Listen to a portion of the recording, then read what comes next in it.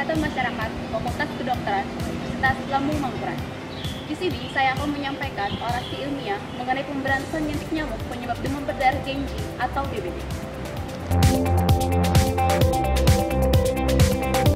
Demam berdarah Dengue atau DBD merupakan masalah kesehatan yang ditemukan di daerah tropis dan subtropis, terutama di daerah perkotaan. DBD merupakan penyakit dengan potensi fatalitas yang cukup tinggi yang ditemukan pertama kali pada tahun 1950-an di Filipina dan Thailand, dan saat ini dapat ditemukan di sebagian besar negara di Asia. Di Indonesia sendiri, DBD telah menjadi masalah kesehatan masyarakat selama 30 tahun terakhir. Pada tahun 2014 sampai pertengahan bulan Desember, tercatat penderita DBD di 34 provinsi di Indonesia ada sebanyak 71.668 orang dan 641 diantaranya meninggal dunia.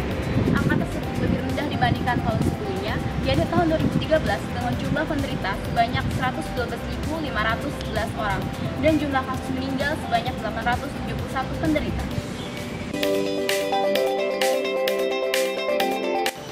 DBD merupakan penyakit yang disebabkan oleh virus Dengue dan ditularkan melalui gigitan nyamuk Aedes aegypti yang merupakan faktor paling utama. Penular Dengue ini terdapat hampir di seluruh pelosok Indonesia, kecuali di tempat yang memiliki ketinggian lebih dari 1000 meter di atas permukaan laut. Virus Dengue biasanya menginfeksi nyamuk Aedes betina saat nyamuk tersebut menghisap darah dari seseorang yang sedang dalam fase demam akut, yaitu 2 hari sebelum panas sampai 5 hari setelah demam tinggi. Nyamuk menjadi infektif 8-12 hari sesudah mengisap darah penderita yang sedang demam akut dan tetap infektif selama hidupnya. Setelah melalui periode inkubasi eksklusif tersebut, kelenjar ludah nyamuk bersangkutan akan terinfeksi dan virusnya akan ditularkan ketika nyamuk itu menggigit dan mengeluarkan cairan ludahnya ke dalam luka gigitan ke tubuh orang lain. Setelah masa inkubasi tubuh manusia selama 34 atau rata-rata selama 4-6 hari, barulah timbul gejala awal penyakit.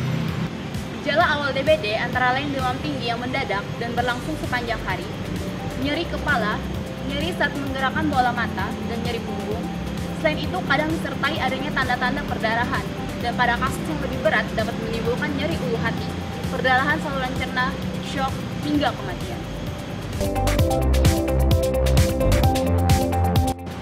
Masyarakat perlu mewaspadai dan antisipasi serangan penyakit DBD dalam menjaga kebersihan lingkungan di dalam rumah maupun di luar rumah. Saat ini, pencegahan DBD yang paling efektif dan efisien adalah kegiatan pemberantasan sarang nyamuk atau PSN dengan cara 3M+, yaitu pertama, menguras tempat-tempat penampungan sekurang-kurangnya seminggu sekali. Kedua, menutup rapat tempat penampungan seperti tempayan, drum, dan tempat lain dengan tujuan agar nyamuk tidak dapat bertelur pada tempat-tempat tersebut. Ketiga, mengubur, membersihkan pekarangan dan halaman rumah dari barang-barang bekas seperti tempat kaleng, botol pecah, dan ember plastik, terutama yang berpotensi menjadi tempat berkembangnya jentik-jentik nyamuk dengan cara dikubur di tanah.